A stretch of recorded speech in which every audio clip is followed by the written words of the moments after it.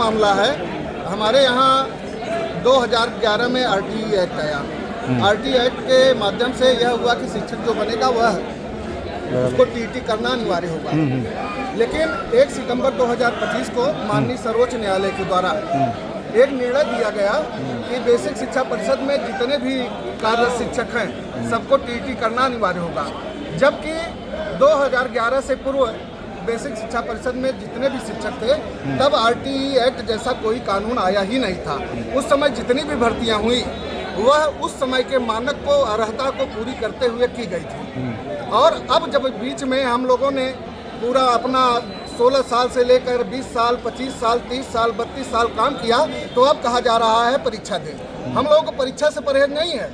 परहेज तो यह है कि देश में अगर एक देश एक विधान, अगर परीक्षाएं बेसिक शिक्षा विभाग शिक्षकों के लिए है तो पूरे सभी समाज के, हमारे सभी विभाग जितने हैं सभी के लिए यह परीक्षाएं लागू करें। हम लोग परीक्षा से नहीं डरते और अगर नहीं कर सकते हैं तो जिस कानून का अस्तित्व 2011 से पूर्व नहीं था उस कानून को बैक डेट में लागू करके शिक्षकों के पेट पे लात मारने का कार्य न करें, उनकी रोजी रोटी सरकार न करे, नुकसान न करे और अध्यादेश ला करके।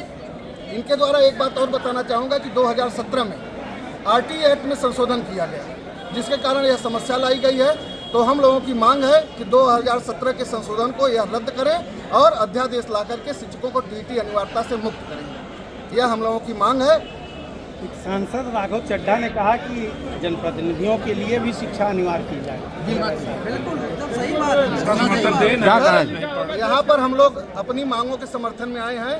हम लोगों को राजनीति से कुछ लेना देना नहीं है। हम लोगों के पक्ष में, हम लोगों के साथ जो साथ देगा हम उसके साथ रहेंगे। और इससे पूर्व हमारे प्रांतीय अध्यक्ष और TFI के राष्ट्रीय अध्यक्ष बेसिक शिक्षा मंत्री धर्मेंद्र प्रधान जी से मुलाकात की थी। उन्होंने बाहर आश्वासन भी दिया था, लेकिन लोकसभा में माननीय लालजी वर्मा जी के प्रश्न के उत्तर में जब शिक्षा राज्य मंत्री जी के द्वारा यह जवाब दिया गया कि माननीय सर्वोच्च न्यायालय का निर्णय लागू है, उस पर मुहर लगाने का कार्य किया गया, तो यह बाहर कुछ बात करते हैं और अंदर कुछ बात करते हैं। इस बात से शिक्षकों में बड़ा ही आक्रोश है, बड़ा दुख भी है।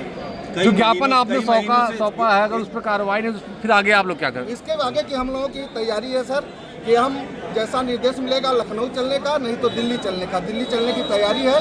शिक्षक यहाँ से दिल्ली कूच करेगा और तब तक नहीं वहाँ से दिल्ली से हटेगा जब तक कि इस कानून पे कोई निर्णय नहीं हो जाता। कई महीनों से आप लोग जो है संघर्ष कर रहे हैं जी, अभी इसके सरकार आपकी आवाज़ नहीं पहुँच रही है।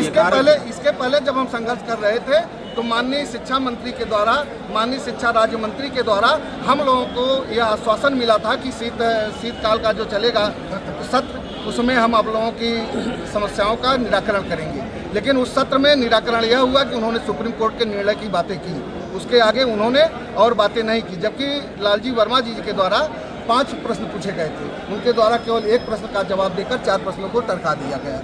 जो शिक्षकों के हित की बातें थी उन प्रश्नों का जवाब नहीं दिया गया। तो अब क्या